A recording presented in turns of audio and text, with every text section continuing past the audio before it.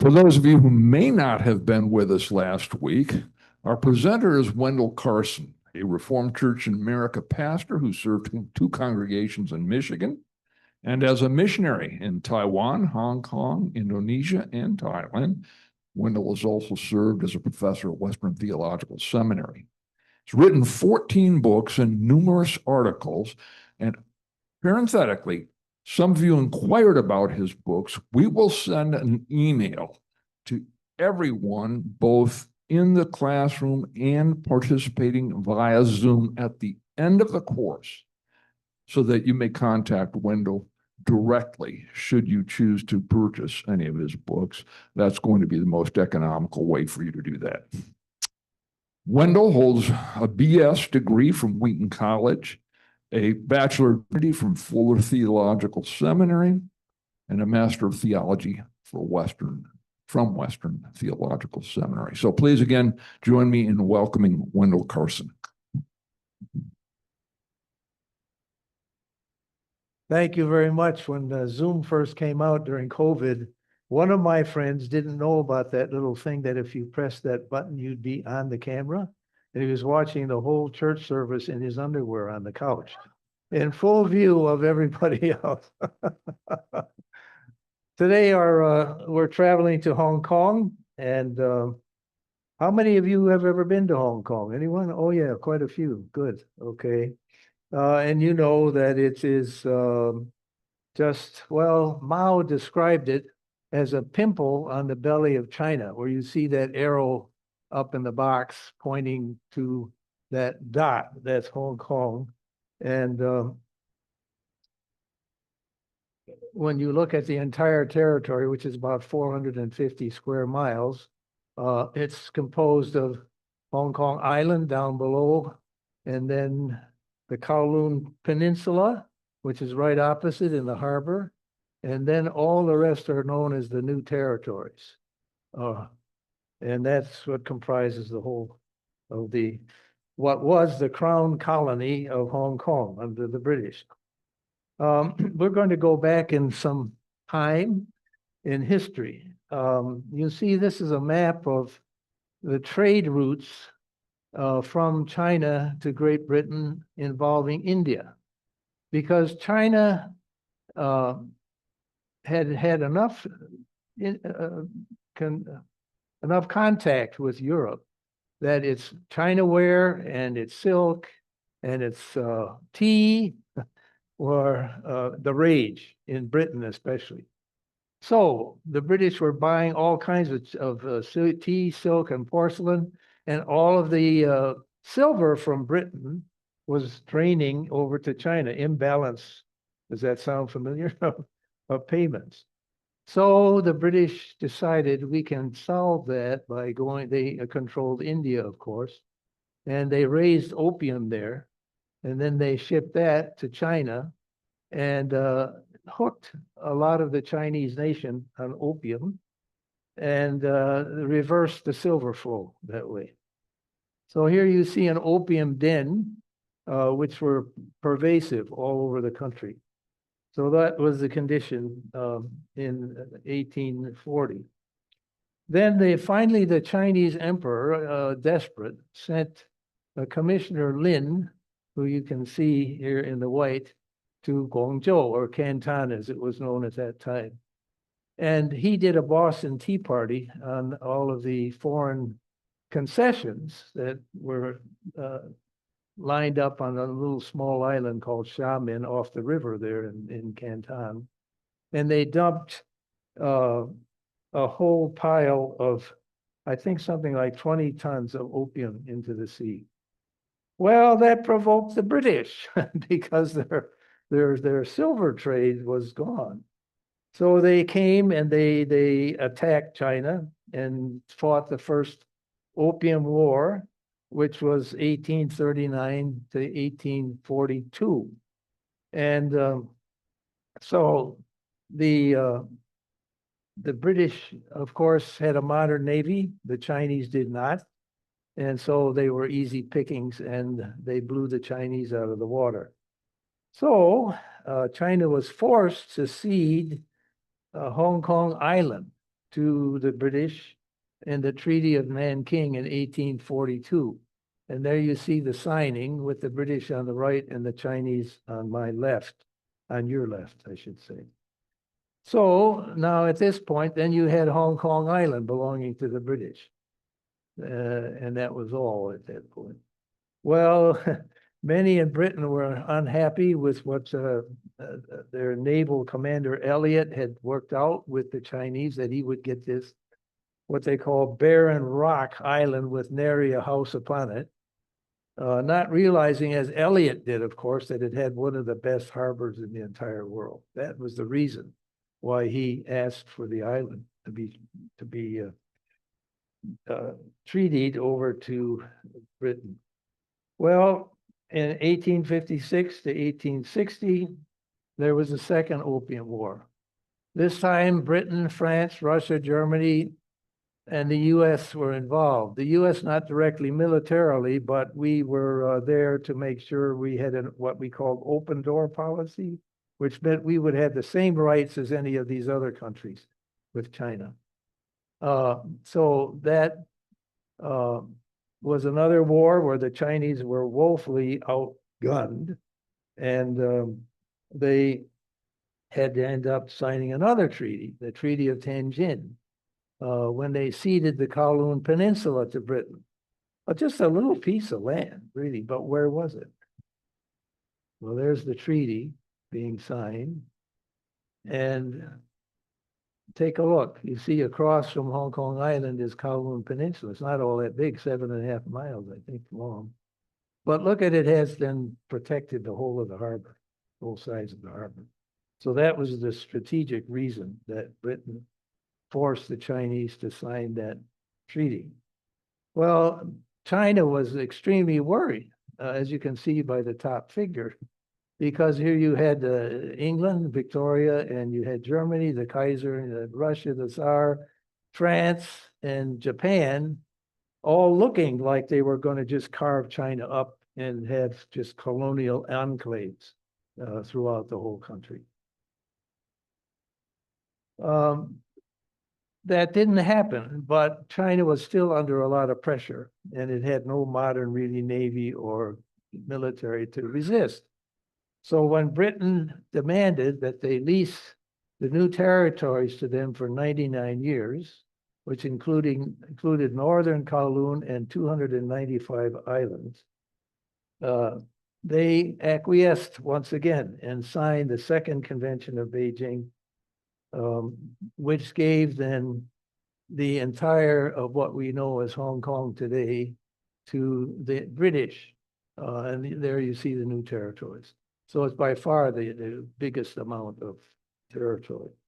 So the British formed what they call the Crown Colony of Hong Kong.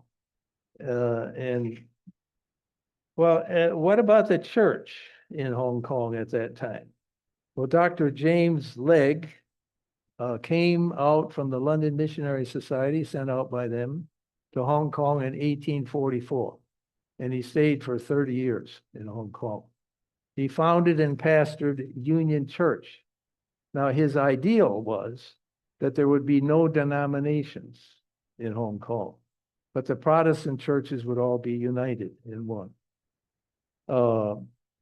And so here you see the first church, physical church that was built, and it's got a Chinese marquee on the front of the church because it was a federated church. There was an English-speaking congregation and a Chinese-speaking congregation, but in terms of leadership, they were federated.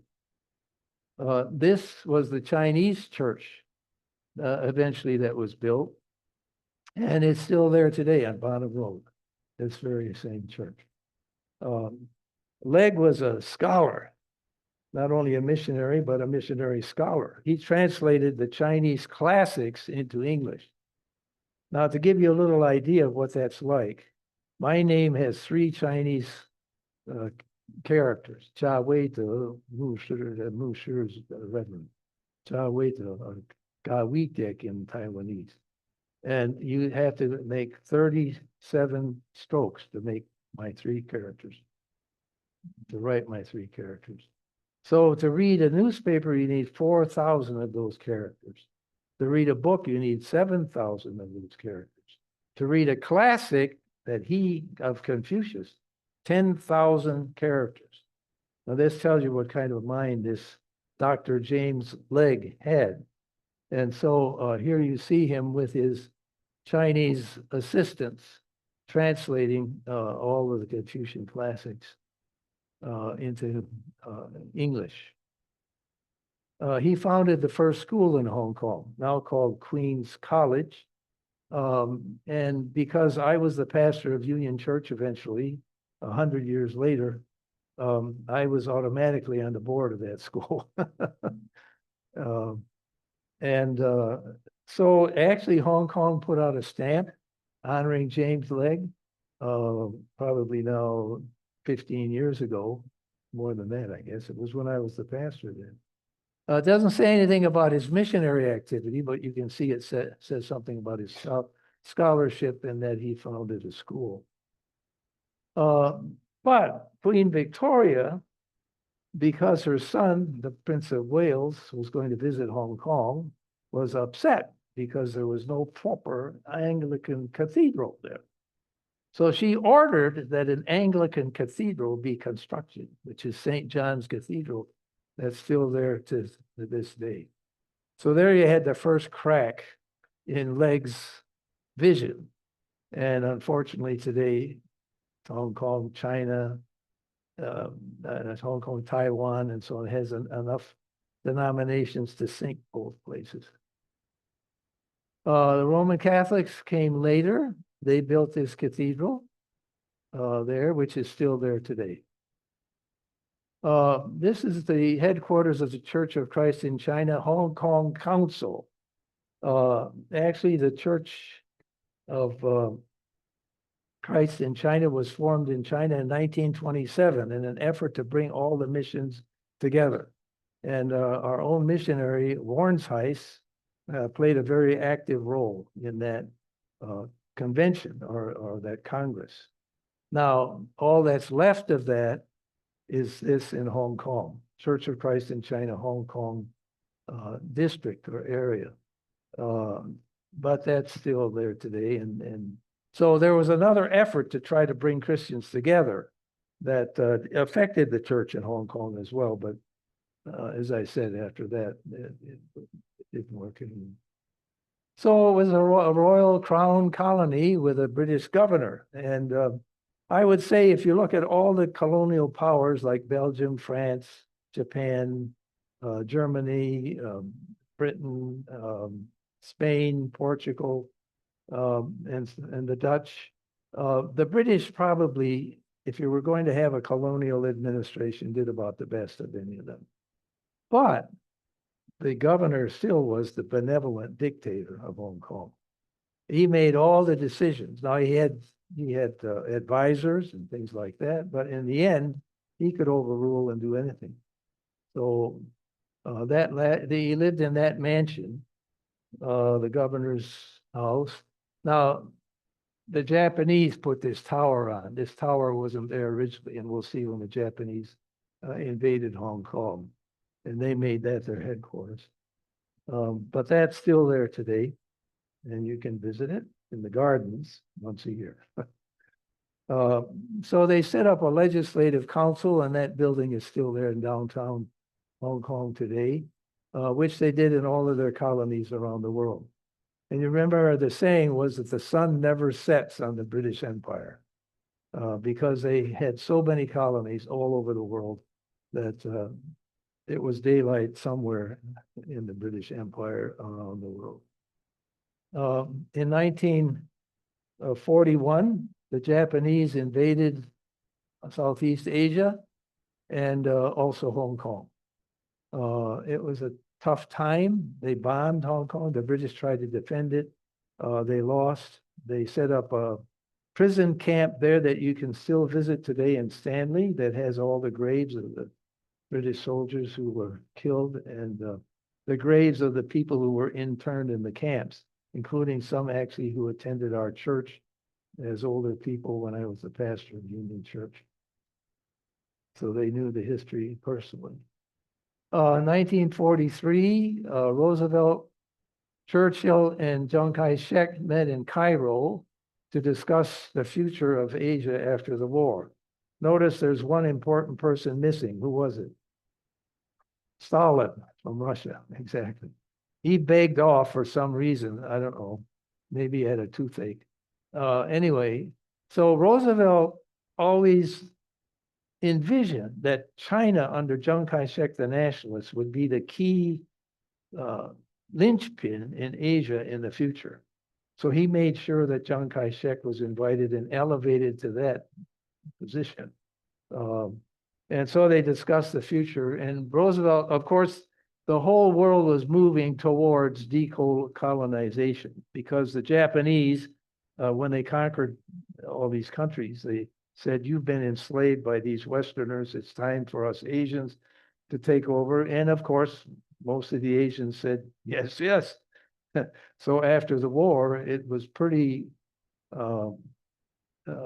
prevalent that the local people said, we want our independence, which eventually took place. But Churchill said, no way, Jose. We're not giving up Hong Kong. No way. We're hanging, and that's the crown colony. That's the jewel in our crown. We're not giving that up. So they didn't. So it remained under the Queen, King George, of course, the sixth, and then his daughter, the Queen. And it was called Royal Hong Kong Colony, Crown Colony. So that meant that all the land in the colony did not belong to anybody. It belonged to the Crown. So that all this development in Hong Kong, they would have land auctions. And these tycoons who were building all these developments would have to bid against each other. And the money all went into the coffers of Hong Kong and built up and up and up. And they always said, well, we're waiting, we'll use it if there's a rainy day, but it never rained. Right? In 1949, Mao said the Chinese have stood up, and he proclaimed the People's Republic of China in Beijing. Then the Civil War went on until Chiang Kai-shek in 1949 and his remaining vestige of troops escaped to Taiwan as the Republic of China. The British, of course, had to accommodate this development somehow. So they did allow the Chinese to have a bank, which was their headquarters for all their dealings in Hong Kong. And during the Cultural Revolution, on top of the building, there was this huge sign about the People's Republic of China and a picture of Mao. And the British had a cricket field right opposite that is a park now. They were playing cricket right under the nose of Mao Zedong. So there was this interesting thing. Where we lived behind us, there actually was a secondary school, a high school was run by communists. And kids would come out, we could see them from our balcony, come out in the morning and do their calisthenics and sing all the patriotic songs and raise the flag and all of that for a number of years. Plus millions, well, thousands of refugees flooded into Hong Kong from communist China. This became a huge problem because Hong Kong is not that big, and in terms of hospital, medical, educational resources and all of that, it was so they had to work out an arrangement with China that eventually, when I was there, you could still see masses of people around the immigration office who had made it that far. If you could get over the border and make it to that line, you could stay. But of course, they had police on both sides trying to apprehend all these. Remind you a little bit about the border thing here. And so there were people, especially in some of the villages in the new territories, who were avowedly Chinese communists.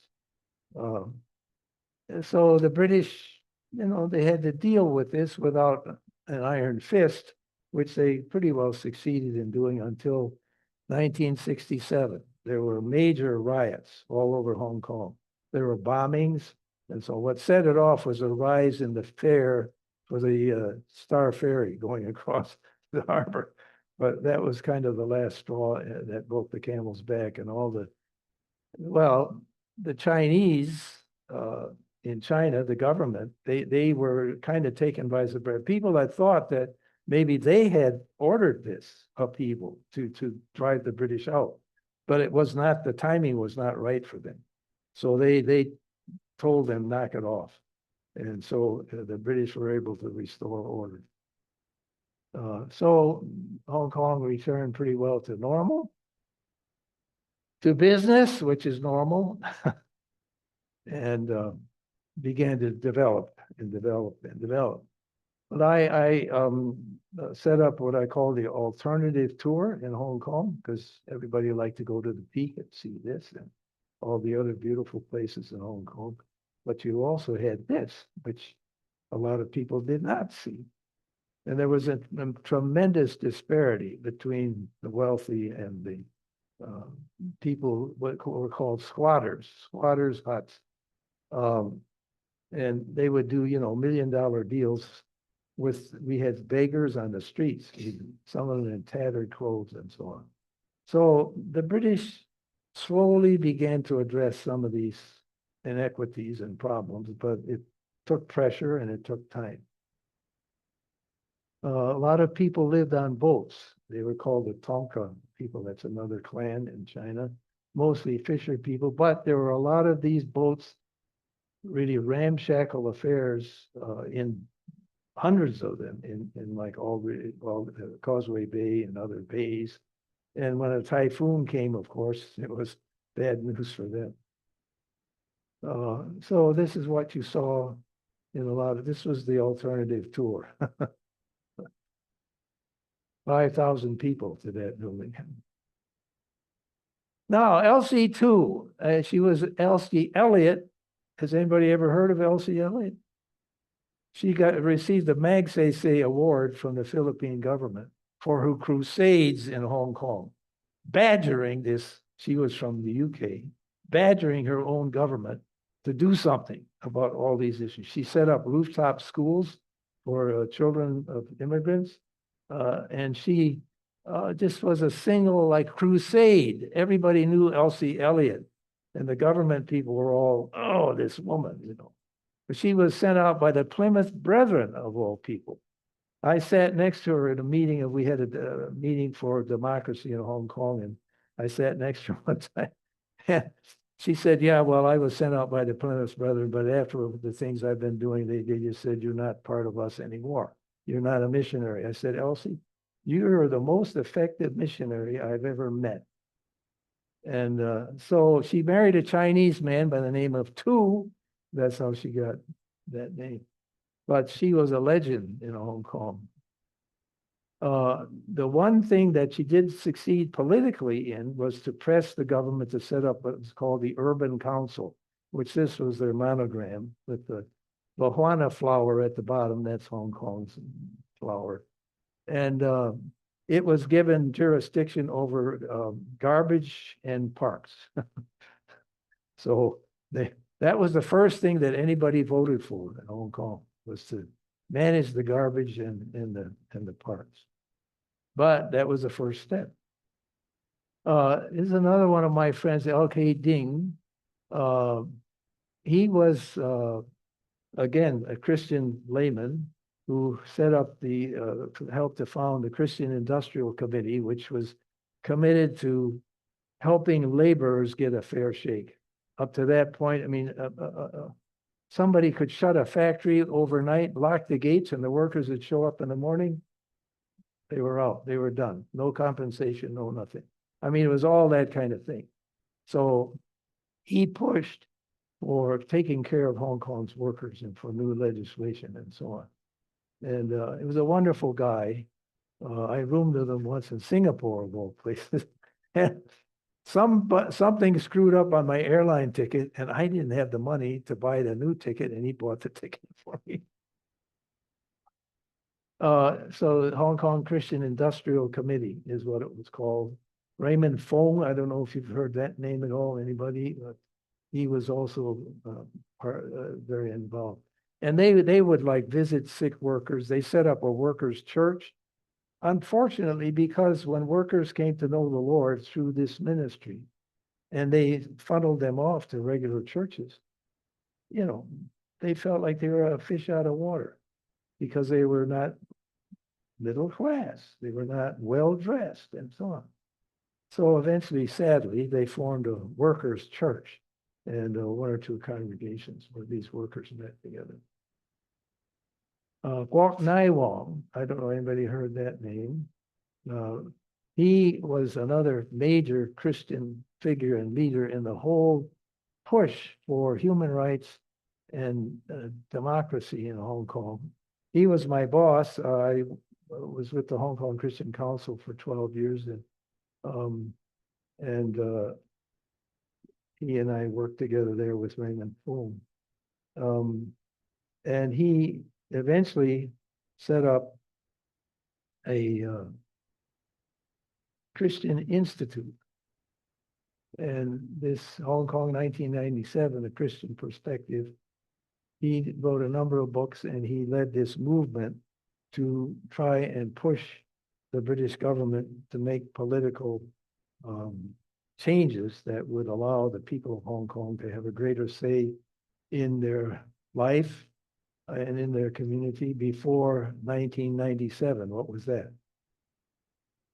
When China would take over in Hong Kong. Yeah. So unfortunately, the British too little, too late, but we'll see. Then we had, in my time, this wonderful mayor, Murray MacLehose, big, tall Scot. And he instituted many reforms in Hong Kong.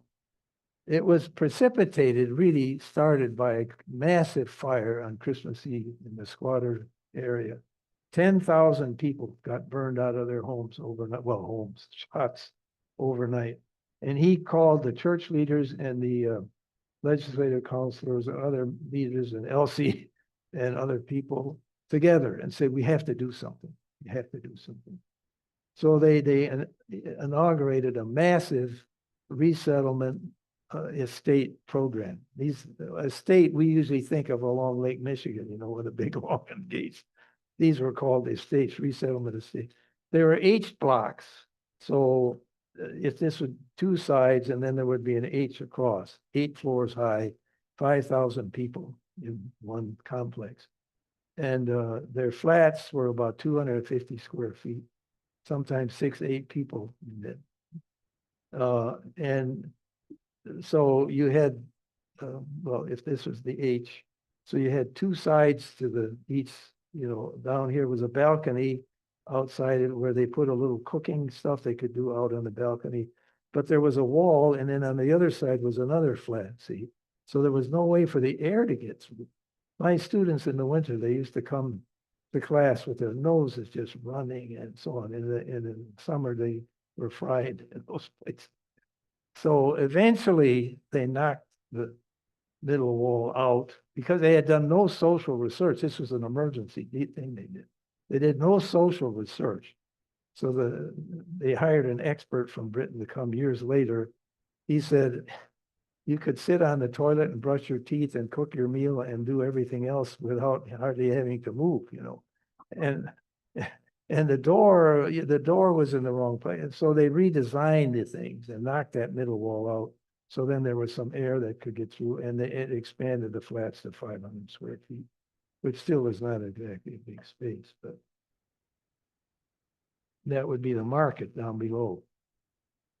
I want to go through this because he was a remarkable governor, and this is some of the things that he instituted. Introduction of a major rehabilitation program for the disabled and disadvantaged, which my wife Joyce got very involved in, and you'll see in a minute. An increase in the number of schools and hospitals, the introduction of criminal and law enforcement injuries compensation. There's L.K. Ding poking for that. The introduction of traffic accident victims assistance.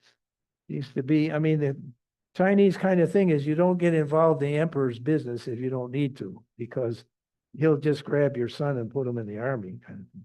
So they always had this resident kind of attitude about getting involved in anything that affects other people they don't know. So if there was an accident on the street, you'd have a crowd, but nobody helped you.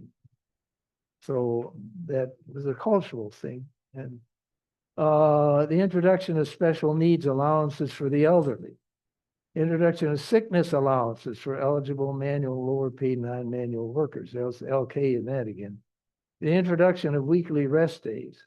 Introduction of labor tribunals. Now, all this, the Christian Industrial Committee had been pushing for, and now they had a governor who was making it happen. The establishment of the junior secondary education assessment system to increase the number of subsidized places in senior secondary education. They had a pyramid system for education. Eventually, they had compulsory education for grammar school. But by the time you would be 16 years old, you would have to pass an examination called the C levels exam to get into high school. And the number of people that could get into high school was not that big. Then you had to pass the A levels after high school to get into university. And that was a very small percentage. Because the British always were kind of, elitist anyway. And the Confucian thing, also the exams, so that only a few rose to the top. The establishment of the Jubilee Sports Center, the establishment of the Hong Kong Academy for the Performing Arts, the Independent Commission Against Corruption. The Hong Kong Police Department was very corrupt. This governor cleaned the whole thing up. And he set up this independent commission that solved that. Well, what about the church? What was it doing during these years? Well, first of all, it was doing evangelism and church planting. So the church continued to grow. This is St. Joseph's Catholic Church, just near Union Church, actually. And so that was a focus. But as you can see from what I've already said about L.C. Eliot and L.K. Ding and Nai Wong and so on, many Christians involved in pushing for better life for these people. So social services, Hong Kong Christian Service was an arm developed off the Hong Kong Christian Council for social service programs that grew into a very large organization. YG Christian Service, that was a thing my wife was involved in helping to begin. And it was for teenagers who were mentally and or physically limited. And nothing much had been done for that sector of society. And people, because it was a stigma in that society to have a kid like that, the parents did not want them to go out into the public. There was nothing. And so they both had to go out to work to make ends meet. So the kid would be locked up in the bedroom or chained to, whatever. So Joyce got involved from the ground up to start in our church in the fellowship hall. That was Kowloon Union Church that we attended at that time. The YG Christian Service for mentally handicapped. Today, Today there are 7 day activity centers, 4 sheltered workshops and vocational rehabilitation centers, 10 residential care homes for persons with disabilities that grew out of the fellowship hall in Kowloon Union Church. Now, of course, the government was very happy that they started this, and they did provide funding and expertise. Christian Family Service Center was another thing that the churches started that reached out in the Guntong area to very poor families. And the Roman Catholics had their Caritas centers in a number of places in Hong Kong. And that was the Salisbury Road YMCA. There were 2 YMCAs, male, and 2 female, YWCA in Hong Kong. Education. The Protestant churches eventually were running to this day 116 nurseries. And they had 273 kindergartens and 192 primary schools. The Catholics, 33 primary schools.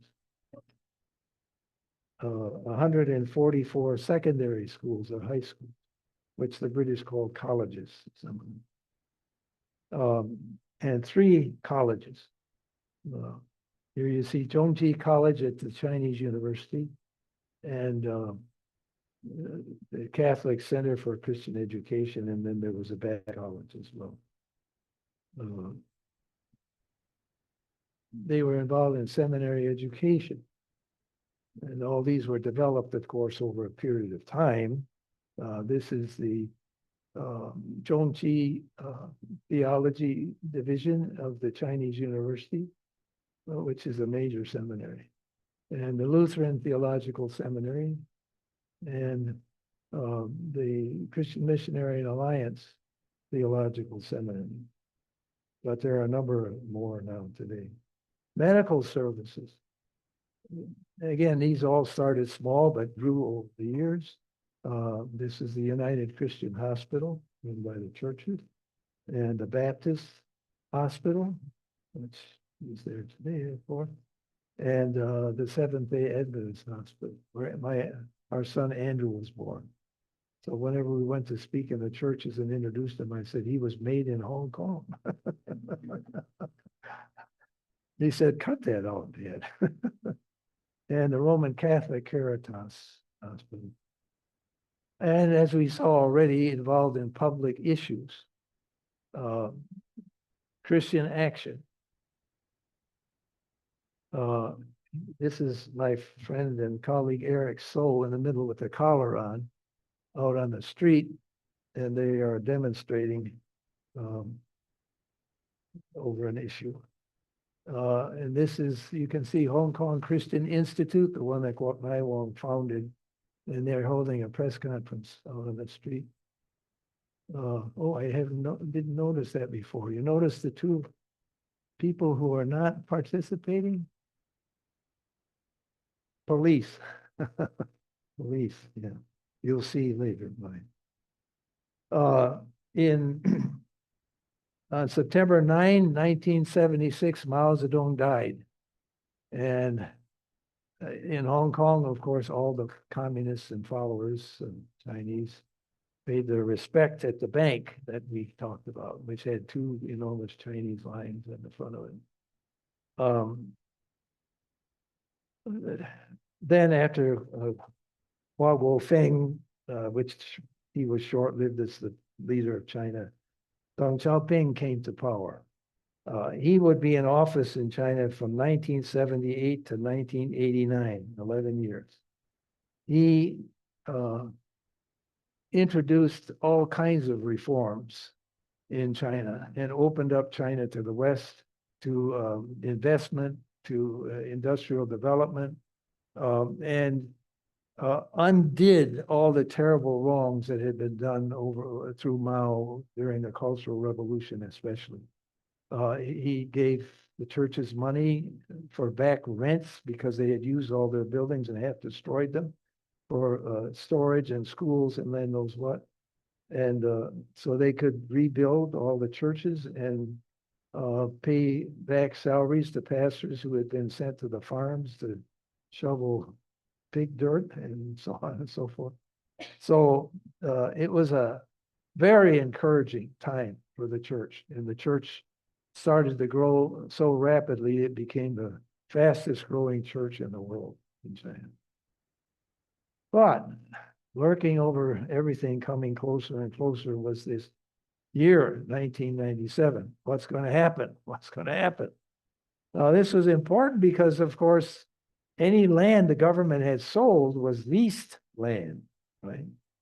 So it was like in the Old Testament, when you bought a field, you had to figure out how many years until the Jubilee.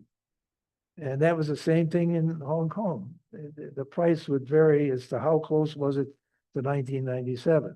the assumption was, well, hey, the British own Hong Kong Island, they own Kowloon, and the Chinese, of course, will renew the lease.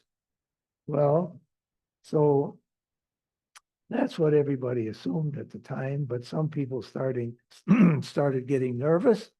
And that's what Hong Kong looked like at about that time.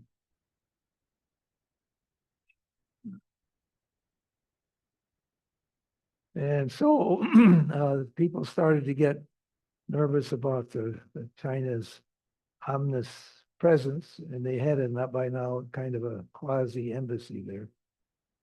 And a book came out, The Fate of Hong Kong. So people were getting increasingly anxious as the years went by. In 1982, Margaret Thatcher went to Beijing to meet with Deng Xiaoping. And she assumed the Iron League. Well, we own Hong Kong Island, we own Kowloon Peninsula, and you guys will certainly renew the lease. And I'm sorry, madam, but the whole thing is coming back to us. Really? Yes. When word leaked out about that, the currency devalued, it plunged, the price of land and homes plunged. They took the currency off of the British pound sterling and attached it to the US dollar to try to stabilize things. And so then later, 2 years later, they worked out the Sino-British Joint Declaration in 1984. Kind of a plan for the future of Hong Kong, which Deng Xiaoping's formula was one country, two systems for 50 years. So Hong Kong could keep their economic system and their political system and their social system and all that without interference from China for 50 years, but they would still be China, part of China, one country. So there you see the signing of the Sino-British Declaration. Margaret Thatcher's way at the lower part on the right and Deng Xiaoping in the middle. Well, that all sounded good in some ways at the time. But many, many people said, no way, Jose, I'm getting out of here. And so there was a mass immigration from Hong Kong to mainly the United States, Canada, and Britain. Although the British were very, very careful that they would not get a major influx of Hong Kong refugees, even though they were in charge of Hong Kong and they should have opened the door. Then came the Tiananmen Square massacre in 1989. That really set Hong Kong's teeth on edge. I mean, if that could happen in China, why couldn't it happen in Hong Kong? Especially if there was any kind of resistance, and so on. So then people really started to get nervous. And in Hong Kong, right after the massacre, 89, and then every year since, they held a huge rally in Victoria Park, thousands and thousands, 100,000 people to commemorate that event in China. Well, of course, that did not sit well with the government of Beijing, because to this day, they never have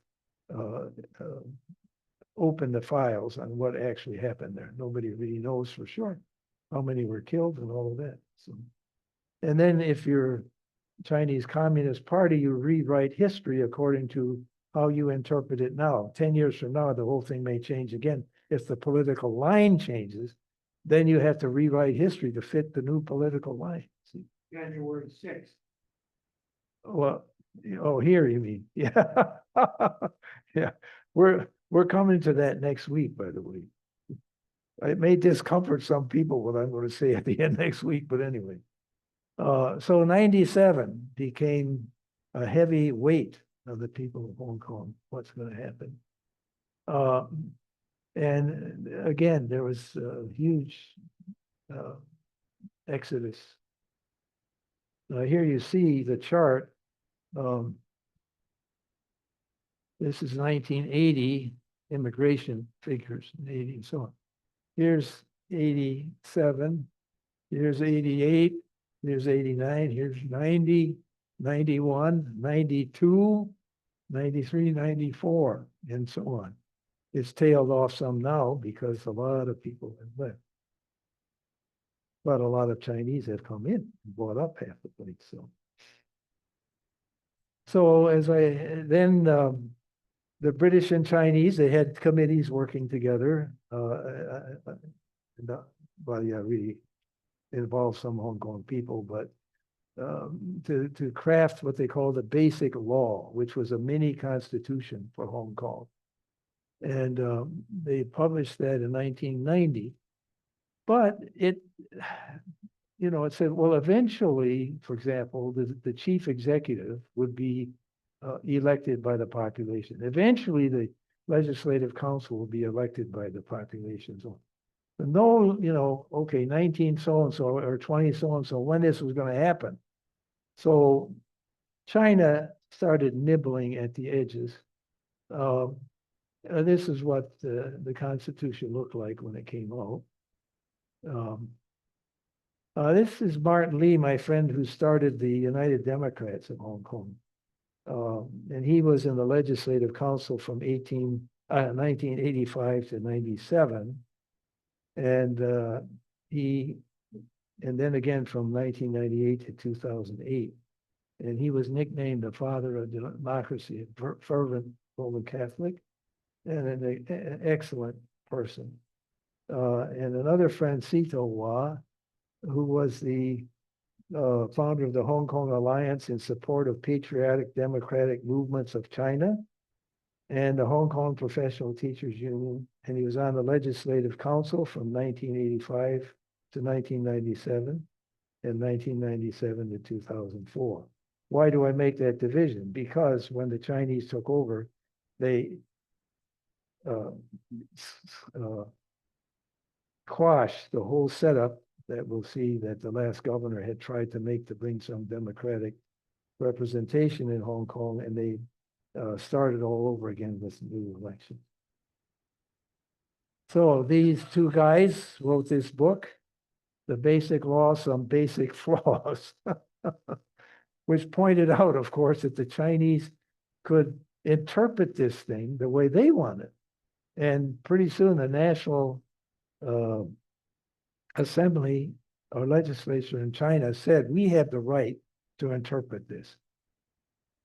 No matter what you in Hong Kong might think, the final interpretation belongs to us. So what about the churches during this time? Well, the first delegation from China came to Hong Kong in 1981. And I took this picture. This is K.H. Ding, who was the head of the Protestant Church of China for 60 years, and Peter Wong, who was the head of the China Christian Council, Hong Kong.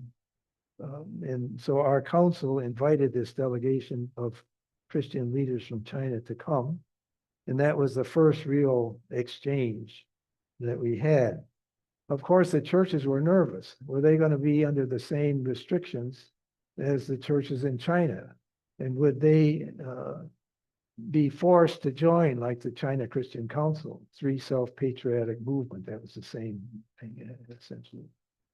And they said, no, you'll have autonomy and so on. Well, in 1988, Hong Kong Christian Council, I had a new boss. He was the pastor of a large church in Washington, D.C., and he came to Hong Kong in 1988 and was a very strong leader for the Hong Kong Christian Council and the Christian community. Zhou Manking is his name. So our staff at the council with him in the middle, and we launched a lot of movements to try to stem this exodus, especially of Christians and some pastors out of Hong Kong, because they were afraid of what was going to happen in the future. So another delegation came from China, and there's Zhou Manking on the right, and that we sponsored to try and, again, raise all these issues and make sure people heard that no, Hong Kong, one country, two systems, also for the church. It would not be touched. I was the editor. I started this News and Views. I was the editor for 12 years. So a lot of the News and Views maybe had about 14, 16 pages of all of this struggle and everything that was going on and the church's involvement in it to send to the churches around the world so that they might know what was going on. We had a huge prayer rally in the Hong Kong Stadium, praying for the future of Hong Kong and so on. And young people's programs to encourage them to invest in Hong Kong. You know, you meet some young people today and say, well, I don't want to have any kids. The world is so bad, kind of thing. Yeah. And so this was to say, look, Hong Kong's going to have a future. We need to stay here. We need to work and pray and build the future. So this was held in the public park We Love Hong Kong campaign. Didn't mean we endorsed the basic law or any of that. A lot of that we were challenging, but so the churches were stabilized, and this was Union Church where I was the pastor. Chris Patton, he came as the last governor of Hong Kong 5 years, 1992 to 1997. He was a Democrat. He did his best to do what possibly could have been done under the in between the lines on the basic law to bring political reform. Remember I said Murray McLehose was the great governor he was? What was one thing he didn't do? No political reforms, nothing. But this man, it was too late. But he set up a whole system of elections and this kind of thing so that he introduced 7 reforms of the complicated election system that China had eventually pushed Hong Kong to set up. And it ended up giving all Hong Kong citizens a vote for the Legislative Council. He was vilified by Beijing, called every dirty name under the books, never invited to come there. And after the 1997 handover, all the reforms he had made were immediately scrapped at midnight. With Beijing's derailment of what they had set up the through train. In other words, a smooth transition from British rule to China rule. So under the, I just told you that, I'm sorry. Under the limits that Patton introduced 7 reforms. And so the handover of Hong Kong to China, July 1, 1997. I was the pastor of Union Church then, and I preached on Romans 13 that one. What is the role of government as far as the church is concerned? My elders came up afterwards and said, you keep preaching like that, you're going to be in jail. But anyway, Patton, it was a very emotional moment. Of course, the British had been there for 150 years. And this is the lowering of the British flag and presenting it to him. And a tremendous fireworks display over the harbor. We had, I don't know how many reporters, 250 reporters from all over the world. They were all there to say, okay, when the PLA army marches into Hong Kong, there's going to be blood in the streets and all this stuff is going to happen and so on. It was a very smooth transition. It was kind of a celebration in a way. And so here at midnight, which of course we were watching on television, nobody invited me to come. The handover was executed, and they even had hollow pipes with air vents blowing so the flags, when they got to the top, would blow inside the building. And the PLA marched into Hong Kong and took over all the British military installations. But there was nothing, no problem whatsoever. So I remember my father, I think he was about 90, he was so worried, he called me up and I said, everything's okay. But the next morning, of course, all the British flags were gone and the Chinese flag was there. The big star stands for the Communist Party. The little stars stand for the workers, the peasants, the middle class citizens, and soldiers. And that was the new Hong Kong flag that went up, the Buana blossom. And with the five. So Deng Xiaoping, of course, had engineered the whole thing. So they came out with a souvenir sheet. And life went on pretty well as usual. The Legislative Council met, and of course, you can see by the symbols at the top, the Chinese government symbol and then the new Hong Kong symbol. The 1988 Hong Kong Legislative Council election replaced the 1997 Provisional Legislative Council. Provisional, which was strictly controlled by the Beijing government and boycotted by the pro-democracy camp. The elections returned 20 members from directly elected geographical, if you can follow all this, you're better than me. The elections returned 20 members from directly elected geographical constituencies, 10 members from the election committee constituency, and 30 members from functional constituencies, of which 10 were uncontested. In the end, the Democrats won 20 out of 60 seats. So they still were a force to be reckoned with because they could not initiate legislation, but they could defeat legislation. So they still had a say. Tong Chi-hua was the first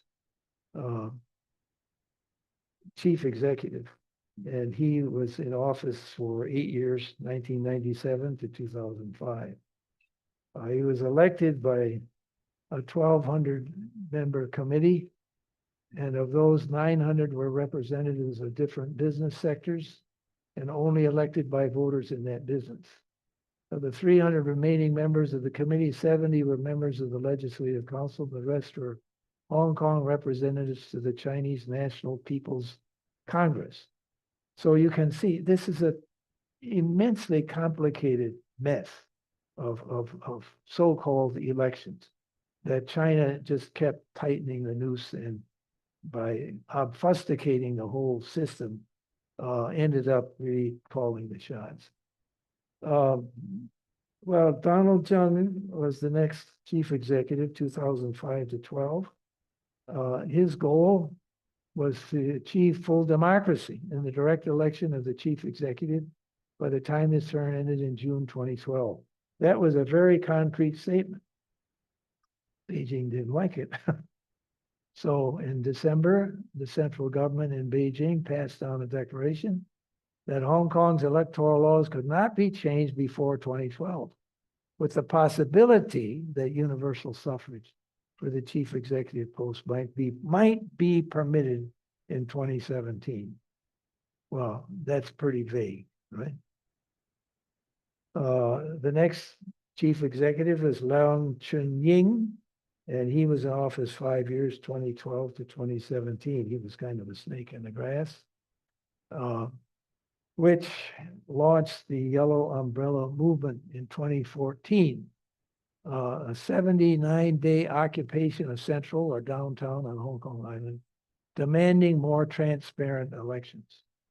And there were a lot of people involved. It was set off by the August 2014 decision of the Standing Committee of the PRC's National Congress to prescribe a selective pre-screening of candidates for the 2017 election of the chief executive. So in other words, Beijing said, you can't put up anybody that we haven't talked to. Yeah. So there was the movement, and they occupied the whole of downtown Hong Kong for 79 days. Led by mainly young people. This is Joshua Wong, who eventually was in prison. And church leaders, 3 of them in the front here. And was a major movement involving thousands and thousands of people. No violence whatsoever. And yet the government turned loose the police on the people. Pepper spray, tear gas, and all of that. So of course that really went down sour in terms of people of Hong Kong, and especially the young people. You're turning the police loose on us, I mean our own people. they're thinking back to Tiananmen in 1989. Well, then we got Carrie Lam, chief executive from 2017 to 2022. And she set off 14 months of demonstrations in 2019 by the introduction of the 2019 Fugitive Offenders and Mutual Legal Assistance in Criminal Matters Legislation Amendment Bill, which was known as the Extradition Bill. China demanded that anybody in Hong Kong who said something they didn't like or did something they didn't like would be arrested and could be then sent to China for trial, not in Hong Kong. Well, that just millions of people poured out in the streets to oppose that. And she was a Roman Catholic, actually, but she had no political sense. She was under a lot of pressure from Beijing, but she would not even talk to the leaders of the demonstrations. Negotiation was not in her playbook, and of course it wasn't in Xi Jinping's playbook either. So she just stuck in her heels, and the protests grew and grew and grew. And then finally she said, okay, we'll table the bill. Well, they knew that in 12 days, the Legislative Council could take it off the table. So what good did that do? So the protests continued to grow. And of course, the police continued to apply more and more pressure on the protesters. And so it got to the point where it was a battle in the streets. Finally, she agreed, okay, we'll withdraw the bill. But by that time, months had gone by, all these millions of people, I mean, the whole cross-section of society, old people were out there, Christians were out there, everybody was out there. And but now the demands were this of the protesters: full withdrawal of the bill, a commission of inquiry into alleged police brutality, retracting the classification of protesters as rioters, which up to that point they had been peaceful, an amnesty for arrested protesters, dual universal suffrage, meaning for both the Legislative Council and the Chief Executive, Carrie Lam's resignation, some independence as a city-state, maybe like some people said, which of course in Beijing's eyes, that was total heresy.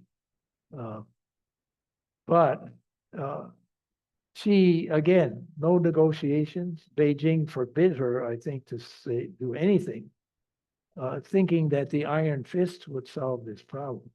Well, the demonstrations grew and grew and grew, millions of people out on the street. And, you know, people like Xi Jinping in China, they don't know what negotiate means. Everything is black and white. You approach things with the iron fist, and that will solve the problem. Well, Hong Kong people were different. And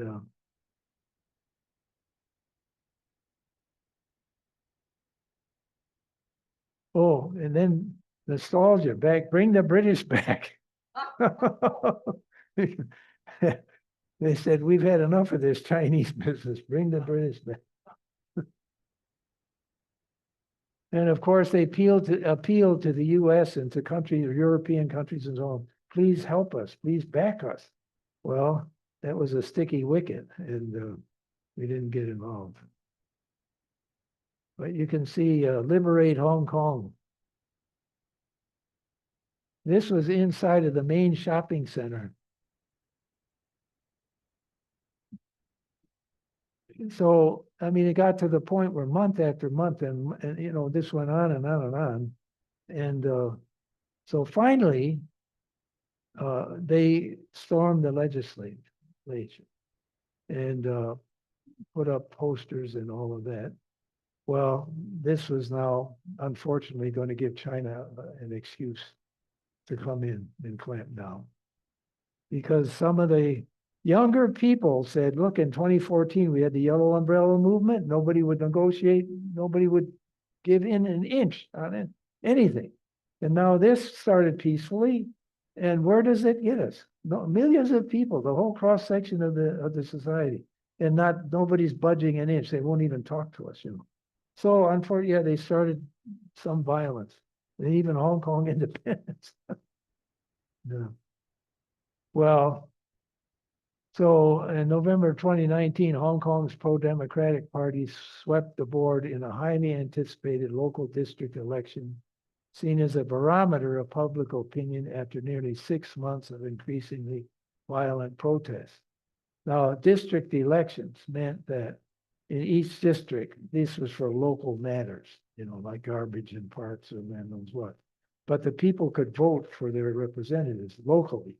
They didn't have universal suffrage for the legislature or the chief executive. So, of course, Beijing assumed by this time that all their people would get in. Well, it was a total opposite. The turnout was 2.94 million voters, 71%, surpassing a record from the previous legislative council election. And the pro-democracy candidates won a clear majority with 390 seats of the 452 district council seats. You can imagine how that went down in Beijing. Panic. So they thought, oh, we got somewhere. We're going to win this thing. And Carrie Lam came on and said, Beijing is passing a new law. It's called the National Security Law. Established 4 particular crimes of secession, subversive terrorism, collusion with foreign organizations, meaning US and Britain. Any open speech, verbal promotion, or intention of Hong Kong's secession from China is considered a crime. The implementation of the law entitled authorities to surveil, detain, and search persons suspected under its provisions. Require publishers, hosting services, and internet service providers to block, remove, or restrict content which the authorities determine to be in violation thereof, and to establish an office outside Hong Kong's jurisdiction to administer the enforcement of the law. Well, dug in heels again, no negotiations, and massive police interference now, using water cannons, pepper spray, tear gas. It was a battle now in the streets. And this was a pillar of shame monument that a famous Bosnian artist had made for remembering the 1989 Tiananmen Square massacre, which had been put up at Hong Kong University by the students. In the middle of the night, it disappeared. And anything like it disappeared in the middle of the night. Well, finally, the 18 Democrat legislators, this was during COVID,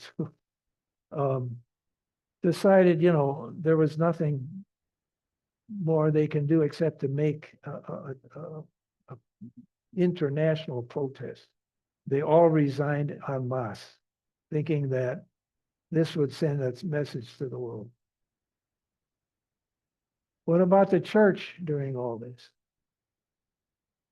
Well, Cardinal John Tong, he came out with some strong statements in support of the goals of the demonstration. And here you see Bishop and then later Cardinal Zhen Zikun, at 80 years and whatever of age in the middle of the march.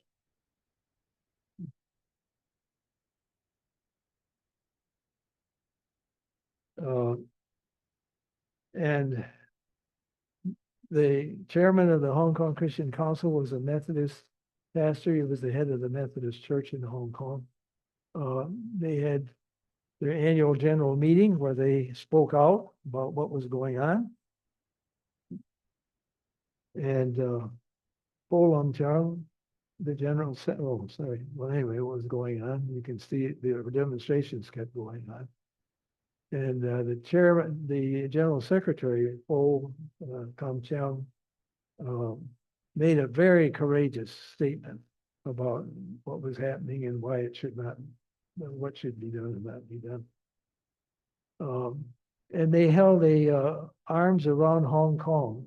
All the Christians on the whole island linked hands around a huge amount of the Hong Kong island in a show of kind of solidarity. Here's Roman Catholic participants. And they're singing, sing hallelujah to the Lord. This became the Christian rallying cry for the demonstration. And even the non-Christians began singing it. And here you can see, Christians in the demonstration.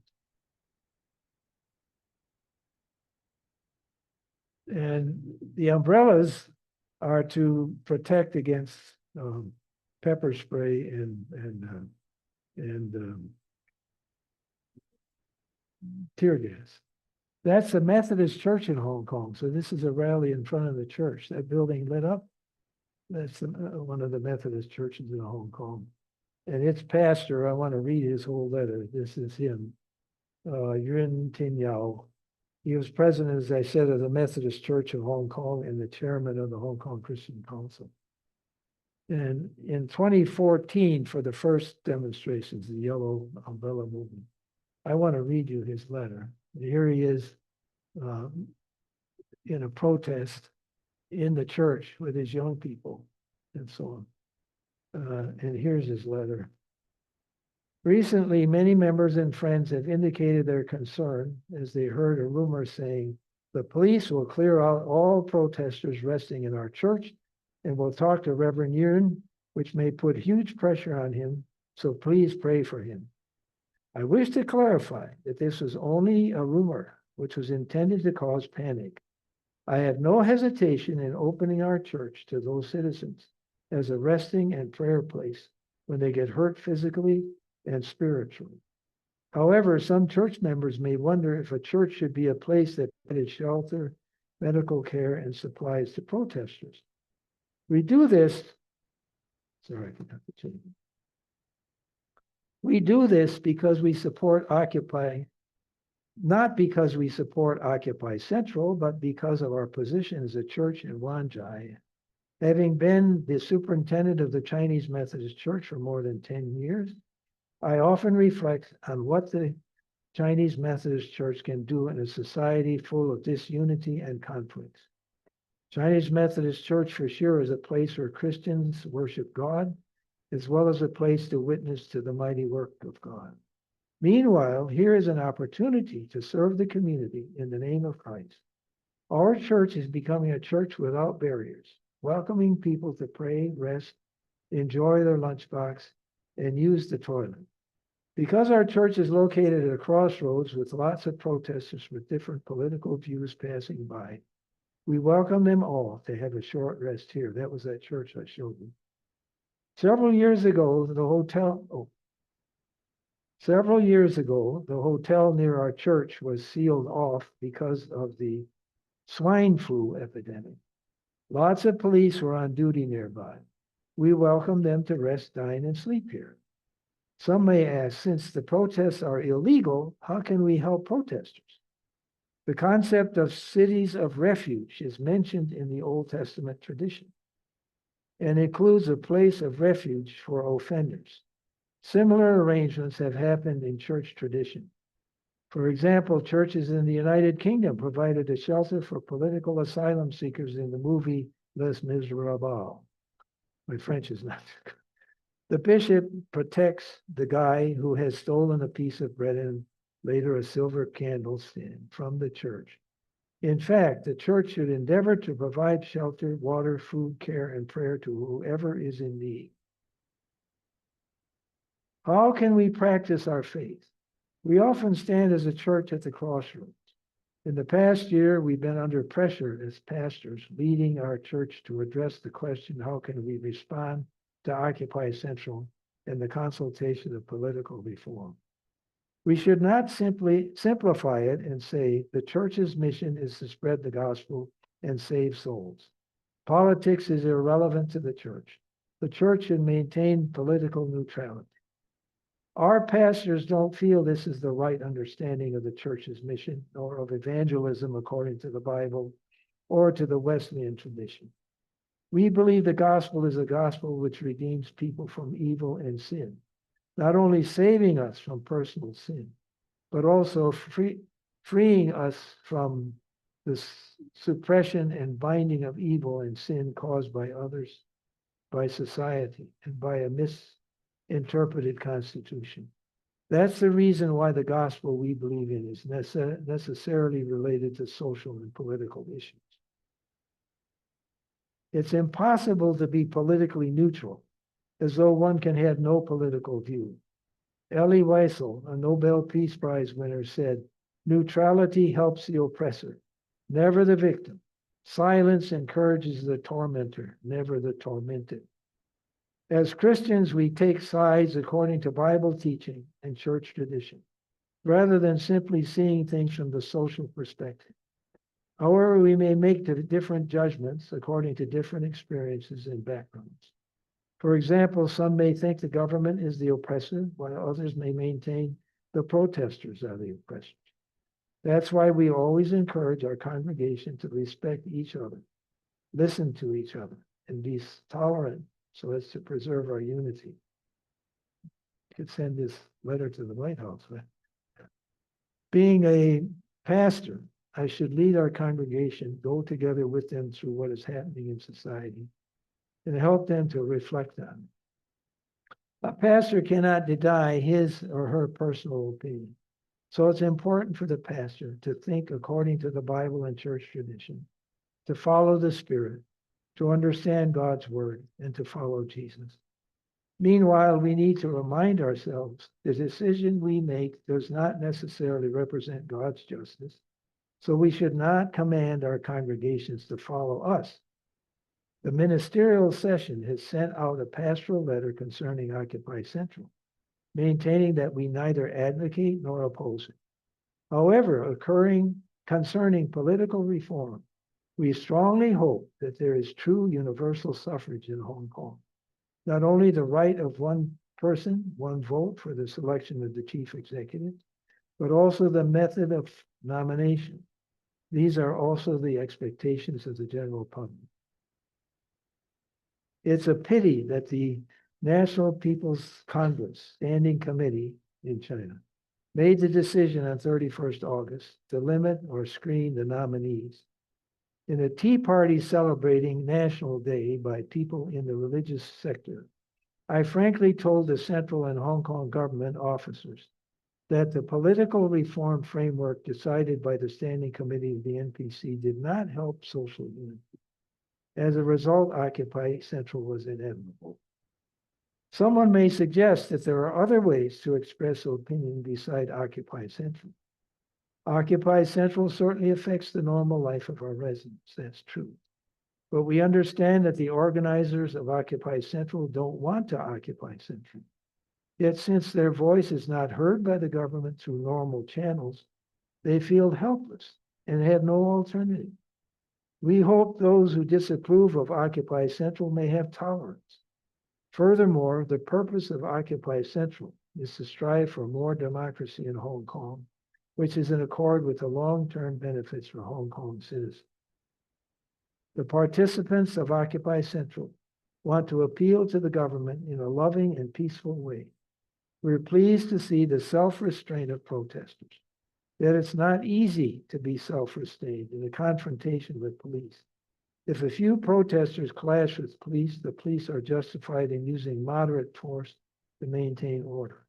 However, we don't agree that the fully equipped and well-trained police should have used pepper spray and tear gas to disperse unarmed protesters, especially those who didn't clash with the police. The ministerial sessions has denounced the person in charge of the police who made such a decision and appealed to that person that police should no longer use excessive force. We also urge the protesters to express their views in a peaceful and nonviolent way. We hope the police, especially our brothers and sisters among them, understand that we are denouncing the decision maker behind the force rather than any individual policeman. We want them to realize that beyond their attentive duties, they have a higher mission. They are serving God, justice, and Hong Kong citizens. We have sincere respect for every member of the police force who is loyal to and caring for our citizens. Our society is at a crossroads. How will political reform continue? Our faith is also at a crossroads, and deeper reflection is needed. Our church should serve those who get hurt spiritually at the crossroads and also bear witness to the mighty work of the gospel by our action. Let us pray for Hong Kong and unity. Your servant, Yuan Tingyao, 4th October 2014. That was a courageous and immensely wonderful statement. Well, you remember the old Roman Catholic bishop who became cardinal, Cardinal Zinn. He was out there also. You see him. And he was arrested at the age of 92. In April 2021, here you see Martin Lee, who was the head of the Democrats before, 83 years old. He was handed a jail sentence of 11 months, suspended for 2 years. He lost the appeal at 86 years of age, received suspended sentence, stripped of the justice of the peace that he was. So, and Joshua Wong and many others were thousands arrested and are still in prison. Over the months and years, I felt bad to see so many outstanding youngsters being arrested and persecuted. But I was not charged, said Martin Lee. Now I finally become a defendant. I feel proud that I had a chance to walk this path of democracy together with them. Well, of course, that sparked a huge exodus in Hong Kong again. 2024, over 3,000, or anyway, a lot of people, as I could read all this.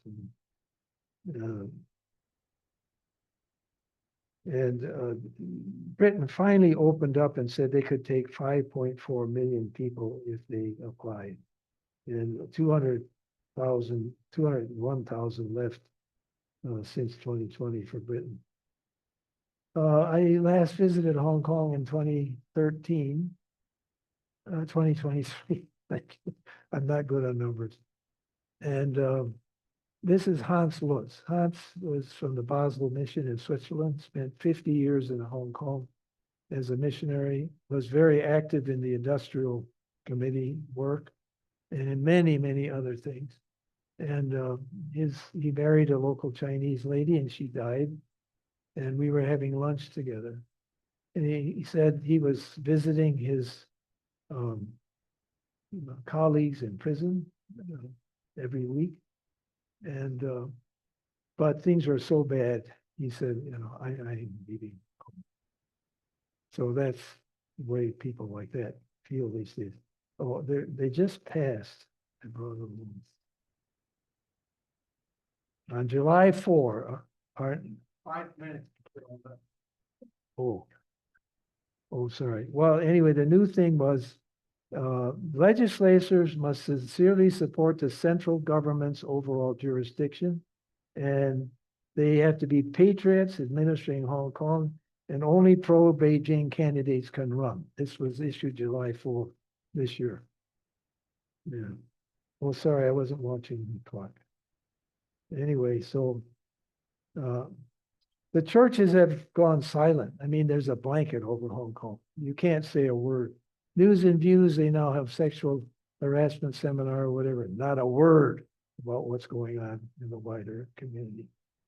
But so we have a new colonial master.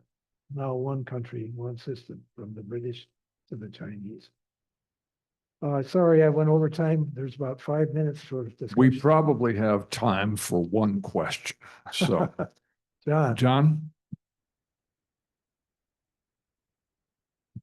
Yes, I think you might want to comment on what the takeover of Hong Kong has to do with the Taiwanese. Right. Don't they see that as a model of what would happen if the Chinese would combine with Taiwan? It would not be independent Taiwan anymore. Excellent question. Tsai Ing-wen, the president of Taiwan, a woman, was destined to lose the election in Taiwan over economic matters and so on when this happened. And she won in a landslide because they looked at Hong Kong and said, oh, this is what China's always been saying to Taiwan, you know, we can do one country, two systems. And then, oh, this is what that looks like. And so, as we saw last week, tremendous percentage of Taiwanese people do not want anything to do with rejoining China. This had a big influence. Okay, I'm going to be generous. We've got time maybe for one more question. Anyone? Judy. Yes, Judy. What can we as Americans living in an increasingly authoritarian system learn from what you have learned from Hong Kong? Is that if you let it go, it's very dangerous. If nobody speaks up. The pastors in Hong Kong were really put in a tough position in their own churches because, as in probably most churches here, people would say, some people would say in their congregation, we shouldn't get involved in this. You know, well, what are we doing with politics and so on? We should not get involved. Other people say we should support this. And I look at the gospel as not only being announcing the good news, but also denouncing oppression and so on. That's what Jesus did also. He denounced a lot of times and a lot of people, and we kind of don't look at that. So we need not only to announce the good news and all that that means for people being renewed and saved, however you want to put it, but also denouncing what is oppressing them and so on. So I think that